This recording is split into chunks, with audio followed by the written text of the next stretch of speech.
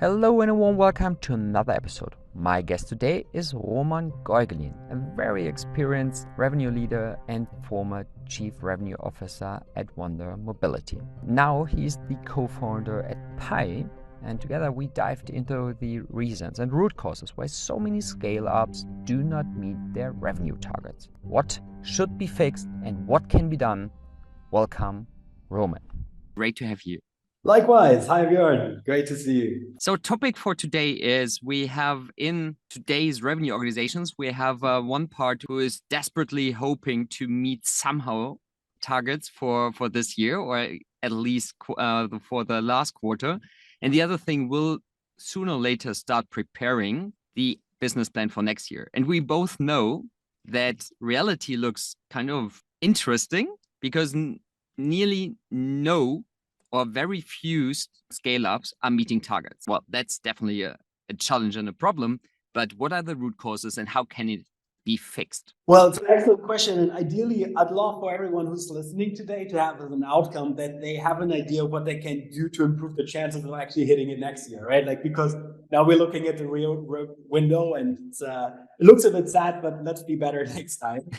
It will be. But before we do so because I totally messed up with introducing you properly.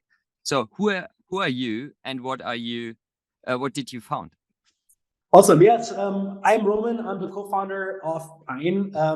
We have built a wrap-up platform that combines revenue planning with team steering to make sure that companies actually create plans that they can hit. Yeah. And our goal really is to help companies get from insights to fixing a problem faster than they ever did before, based on really giving that 360 overview about everything that's happening in your go-to-market strategy, right? And we are now 9 people. The Pine company is based out of Berlin. We are invested by top-tier Global One investors. And yes, actually, my background is also as a revenue leader, right? Like I was CRO at different sizes of company, amongst other at Wonder Mobility. I basically guided them through the hyperscaling phase, went from just trying to find out anything that works to getting to something more predictable, right? Like really that path from 100K to double-digit million ARR or revenues back then. And back in the days, we really had gone through all the ups and downs of, overachieving targets and really struggling a bit more at some point because you just get more ambitious, things get more unpredictable at some point as well. Conversely, right? Because at the beginning, you are so much more chaotic and you just throw things at the wall. And then once you actually hit like 10, 15 people, it gets very difficult to keep an overview to really clearly plan what they are going to get out with. And then that's usually the point where you really have to get more scientific, a lot smarter about how you actually allocate your resources, how you identify and fix problems. And that's basically also why I have actually 2 different perspectives, right? On the one hand, the market and the problems that we are seeing across, like especially Series A, Series B, B2B SaaS Scaleups. And on the other hand, of having lived this myself and having gone through the overachievement and the struggle of actually, fighting with a revenue plan that's very ambitious. And then, basically having to face that same reality back then. Perfect. So a true expert in his field. So let's dive into it. Why do so many scale-ups do not meet targets at all? Yeah, I think there's a very provocative statistic that I discussed with Julius Gerda a few weeks back was actually that 9 out of 10 are actually not hitting their targets, right? And why that might be a bit ambitious, right? Like especially compared to last year, there was a study I think of 3 or 4 are missing their targets. But this year actually has exacerbated the situation a bit in the market. And I think to understand the root cause, we need to look at 2 things, right? The first one is we need to understand and really look closely at the market situation and how it has developed and what this new reality actually requires from company. And then in the second step, we will then see that the planning piece that scale-ups operate on and the operating cadence that they are working on doesn't really reflect this new market reality, right? They're still calculating with the classical triple, double acceleration metrics, basically, to get to the next funding rounds. And I think it's time to really think about what changed first and then to think about target setting and strategy execution in a different way. So maybe the first thing is the current situation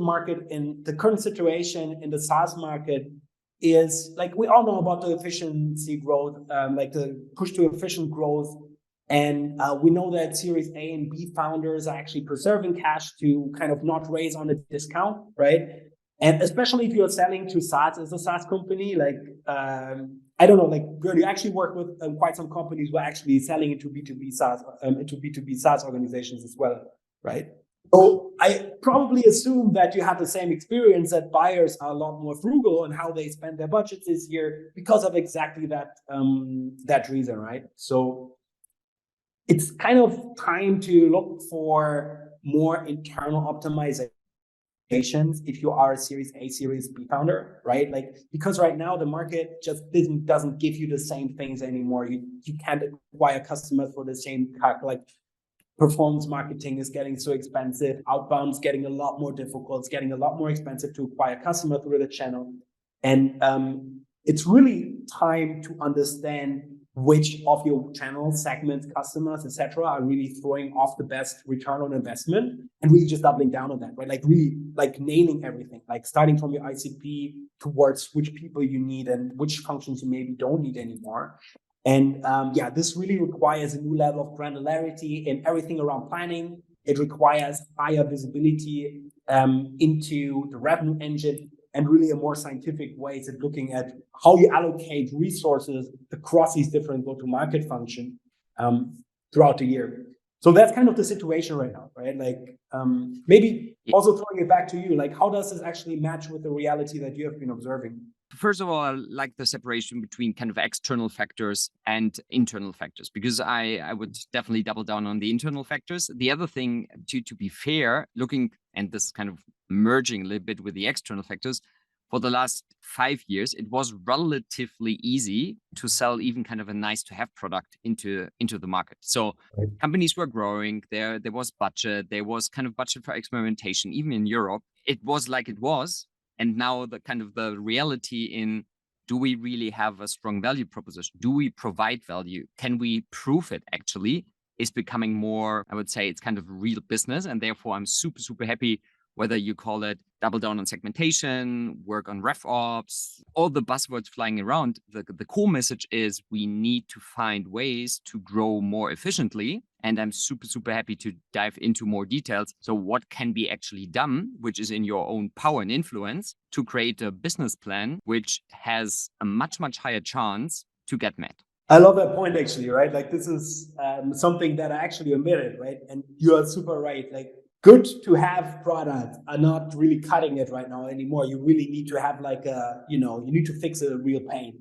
And this is like one important factor that I actually omitted. That's completely right. And yeah, you're right. Like, how can you set up an organization that can, react, that way you can react fast, where you can really change quickly, and where you can really be rather deliberate of how you actually change to changing market conditions, or just based on changing market condition, right?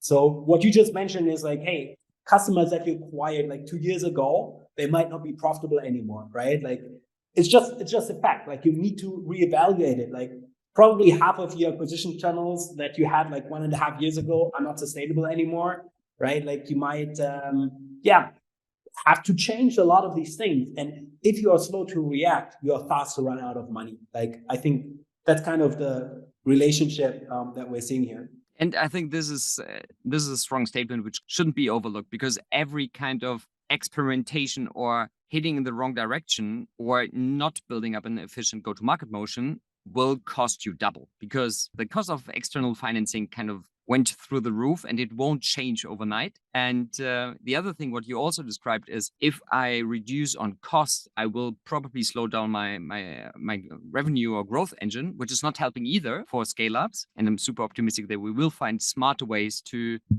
get this sweet spot in still growing, but in a much more efficient and aligned way. And that's the point. I think that's a very good point. They should, right? Like, it's completely merited that they have to be more efficient. The thing is, the plans that you are pushing through the investment side Like usually that's how it starts, right? Like you get that very high top level goal because you want to triple your revenue. And then you are in a problem. Like, how are you going to do a more efficient company while you triple your revenue? It's just conflicting goals, right? And I think that's where it starts, right? Like, this is what really good companies actually are able to do. They're able to push back on these targets. They are able to actually provide bottom-up estimations about what should be the target, what is realistic, what can we actually achieve. And then you have a significantly better chance of actually reaching those targets on the growth side, but also on the efficiency side aligned. Couldn't agree more. And I would say let's dive into more details because I know that we are both a huge fan of revenue data models. Let's start with the basics. So I give you one is kind of the volume or the funnel volume metrics to distinguish between what is happening on the new business side and what is happening on the existing revenue side. But happy to, you are the true expert in the room. So please let us dive a little bit into what should be understood by everyone in the company to really build up a revenue model which is working and not just coming through financial planning and or investors who have a wishful thinking. Yeah, great question. I think actually setting up your revenue data model, right? Like it's one of the steps for sure. Like at the end of the day, like maybe taking a little step back, I think if you want to create one of the 10 companies that actually hits or beats the targets, right? If you want to be one of the outlier companies in this market, you actually have to, first of all, create radical transparency, right? Like otherwise it doesn't work. And there's transparency, there's different layers of transparency. I think the first one is what you just described, right? Like having a shared revenue data model that everybody understands, like really having full funnel visibility. Often, the kind of left side of the bow tie, which is like the sales funnel, is very well understood. The right one is actually a bit of a black box in a lot of companies, right? Like it's like, yeah, we don't have a churn problem. Yes, you do. Like you just don't know it. That's often happening. And this is, if I may, sorry to interrupt, totally supported on the right-hand side, but even on the left-hand side. So kind of demand gen is another huge topic. So that understanding, so what is actually driving pipeline, what is actually driving pipeline with decent customer acquisition costs, it's all kind of, it needs to be aligned with aligned KPIs and an overall overarching revenue model. Exactly. And you have to define this together with the team, right? Like with and usually it sounds very obvious. And I think most companies have some way, like some sort of doing this, right? Like they have some understanding of what an MQL is, what an SQL is, etc. But to really have this in an aligned way, like making sure, like, hey, first of all, the person who best knows about how the MQL definition is, they define it. We align the entire team with how it actually is defined. And then you have all of these volume metrics clear, right? And not only on the left side of the funnel, but also on the right side of the funnel, ideally. So you know how you define retention, expansion, downsell, etc. Right? And once you have that, that's the first step. The second step is once you have defined these metrics, you can easily get the conversion metrics in the middle, right? Like conversion rates, cycle times, like ACVs. This is the second layer that kind of evolves out of the first one. You have to have clear definitions and then clear owners for each of these KPIs. I would say that's the first step if you actually want to get to some sort of predictability for your engine. All right. So then let's jump into step number 2. The second step, in my experience, is something that companies, especially after like Series A, really need, right? I think before it might be a bit debatable. I actually don't think it makes so much sense, but a bottom-up revenue plan to really complement your top-down plan, right? Like especially now, let's say you have that perfect revenue data models of yours, right? You need to make sure that your plan is actually done in the same granularity as you have done the revenue tracking that you have implemented or the revenue model, right?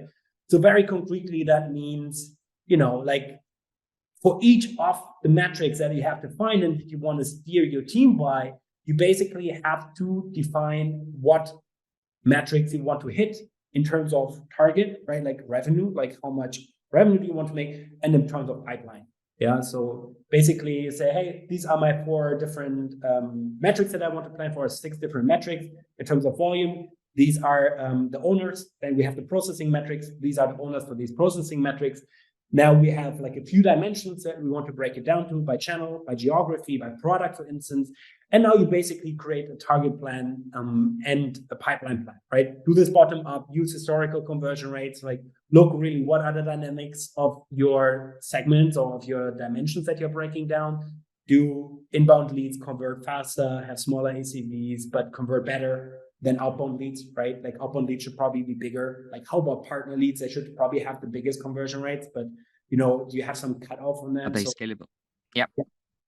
Exactly, it's more scalable. That's also right. And at the other hand, like once you have done that, then it's all a matter of, okay, how can we make sure that we plan, first of all, in a predictive manner, somewhat predictive manner? How can we avoid some major mistakes that are usually done? And how can we make sure everybody understands the plan? How can we make sure everybody actually contributes who should be contributing so that we can actually live the plan afterwards?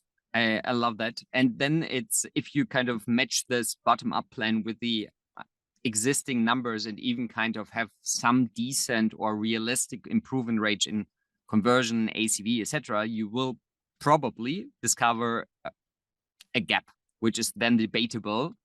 What can be done to fix the gap? Normally, it means more resources and or more time. But this is kind of like you were saying in the beginning, to have this informed dialogue with the founder team, with the investor team, and the reality. So how can we align these two perspectives and plans? And it's an amazing place to have a conversation, right? Like this is exactly what you want to talk about, because all too often you see scenarios where this conversation doesn't happen. You just have the top-down plan. Hey guys, next year, 9 million.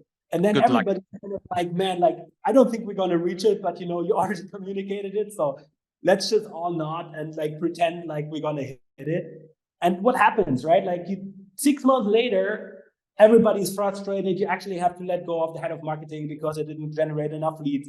And like, you have to communicate that to investors, like just do it right at the beginning, build this conversation starter with a bottom-up plan, say what's realistic, right? And then negotiate the gap away. Like say, hey, in order to like, exactly what you said, like you basically build scenarios. Hey, if you give me that money, if you give me 2 million more, let's say 500K, I can hire 2 more SDRs and actually get to, or 3 more SDRs, whatever it is, and get to this gap that we're seeing in lead gen for EMEA, for instance, right? Yeah. And what helped me, because I've also done it a few times, is to line every stakeholder in every department into this process. Because, for example, I was in hyper growth, and of course, a crucial factor was hiring.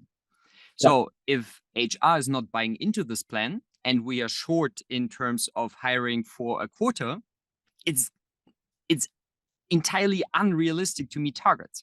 So it's not just happening that out of a sudden my existing reps are kind of performing 300, 500% in quota attainment.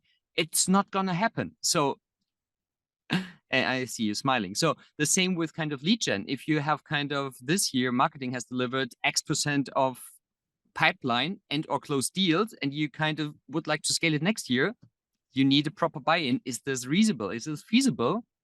Bearing the budget in mind. So it sounds pretty easy, but I'm super curious. Why is it still so broken? I mean, it's like, that's a very good example. I'd actually love to dive a bit more deeper into those in a second and just like hear your experiences also with what has gone wrong, right? Like what are the things that actually went wrong? So why is it so difficult? The reason is often this process it starts often structurally, right? Like you have this top-down goal, and then the CEO tells the VP finance, hey, let's create like a top-down plan based on some back of the napkins win rate, then let's allocate it to the different dimensions that we care about, or the different revenue streams, what divided by the headcount, and voila, we go, right? And it's so detached from reality, right? This is where it starts. Like this is where it actually starts. It needs to be founded in reality. You need to have some counterbalance. What you mentioned, like you have to have some discussion between the dream and the reality. Why is it so difficult? First of all, because involving so many people and aligning people is difficult, right? Like it's just so much easier to just say, hey, this is exactly, you just push it on the organization. 9 million it is, like from the pipeline, 60% come from marketing, let's go, Yeah. And And scale-ups are in a hurry. They don't have time, but they should really take time, and they should have someone who owns it, who's very close to go to market, right? And then it's a lot of project management, a lot of stakeholder management, and to be very clear, like also something that you mentioned. Why is it so difficult? What actually goes wrong? Just very simple human errors, right? Like, I would be very curious to hear your perspective on this as well, because there's always the same things that I see in plans. Like, it's, this very like averaged out conversion rates, for instance, right? Like, you basically blend everything and then suddenly nothing is actually representative anymore. So when you execute against it, how are you going to know what's off? Like, if you say, hey, my conversion rates are 20%, like 20% lower than they are supposed to be, how do you know what exactly caused that? Like, it's every time an attack analysis until you actually learn to plan individually for all of these dimensions so you can see where the biggest gaps are, right? Or another classic is like, the assumptions that you make about hiring, like they have to be backed by something. Like, why do you think you can suddenly hire in 2 months instead of 4 months? Like, is there a reason for that? Like, what is actually the initiative behind that? Are we hiring a super senior VP recruiting, or like, are we suddenly implementing systems that can automate it? Do we have more budget for actually working with external recruiters? Like, these type of things are often not covered. But I would be very curious to also hear your perspective. Like, what do you actually believe are the major reasons or the major mistakes that companies are doing in this planning process? So yeah, like you were saying, definitely it's time, but that's overall arguable. If this is a kind of a proper argument that we do not have time. On the other hand, I still have the feeling that this kind of intersection between how do marketing, sales, customer success, and product play together, it's super tough to build up with an advanced Excel sheet, from the finance perspective. And as soon as you dive into just drafting your business plan with 2 segments, it gets messy quite quickly. And I'm not talking about average versus median. I'm talking about kind of SMB versus enterprise, and the deviation, whether you have 20% more SMB revenue contribution or enterprise revenue, out of 10 is blowing up the entire model. It kind of brings us back to the name of this podcast, right? Like, it's the symphony, like you kind of have to orchestrate it. Otherwise, it doesn't work, like there's a trumpet and there's a trombone, and they are supposed to make different notes, like it's not the same notes, so don't treat them as the same notes. So let's become a little bit more pragmatic, because there's definitely hope at the end of the funnel. So what are kind of some proven systems, cadences, working operating principles to help our listeners to, okay, let's do it at least a little bit better or significantly better next year or during the planning for next year? Okay, very simply spoken, right? Like, it's just if you are post Series A, do a bottom-up plan to complement the finance-led top-down plan. Yeah. So then what you mentioned is definitely in this bottom-up plan, have stakeholder buy-in from the contributor to that plan. Like, if you allocate certain lead gen targets, actually make sure that people understand them and buy in. Otherwise, they won't do it, right? If you have assumptions for why you can increase KPIs over the year, please give like some backing for these assumptions, attach some initiatives so you can attach some budget and make an argumentation so you can lead this conversation, right? Also some technical things like, take care of unintended compound, like of, just increasing everything by 2%, right? Like, just make sure that you're actually very, very diligent on planning these things out.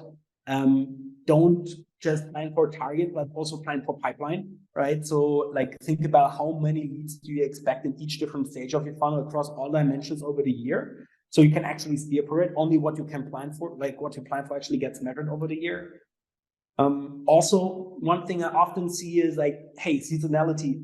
If you plan for seasonality, don't push everything in Q4. It's not going to happen, right? Like, it's the classic, like the first quarter, you probably can plan well for, the second one maybe as well. And then things really go bad in Q4.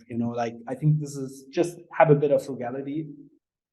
In terms of how you should, like, once you actually have that plan, ideally it's the same structure that you have for your revenue operating cadence, right? Like, look at the same KPIs every week. Like, hey, how is your actual performing against your plan, against your forecast, right? And always look at the same revenue data model. Like, if you define a funnel of 10 volume metrics, if you define who actually owns those, and then you do the same for all your processing metrics, just make sure that you always report on the same KPIs.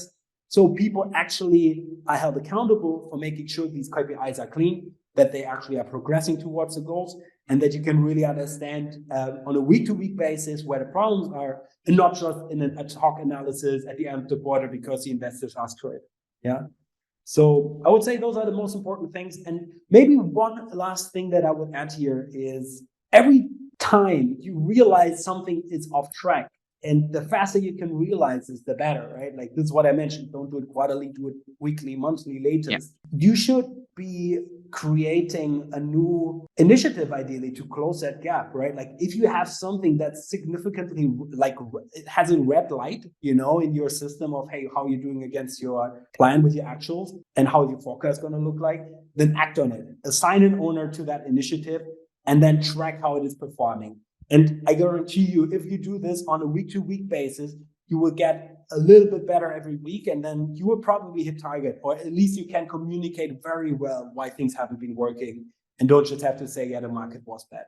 What I really like about this is, so whether you call it kind of the symphony which is playing together, or it's kind of a muscle or muscles you're building. So this kind of process of agile tracking, observing, analyzing, and then initiating a new campaign or any kind of initiative, this is kind of that flywheel which is improving the entire organization. So it's much more realistic to hit targets and to improve the foundation on your revenue model without the existing, this is coming top down and we try our very best to make it happen. I love that, actually, because I think it's in stark contrast to how this is done a lot of times today. It's not thought in a flywheel, but rather like a waterfall, like you plan once and then you kind of close your eyes and hope you're going to hit it, and it's that you should make it agile, you should actually go in circles and plan, observe.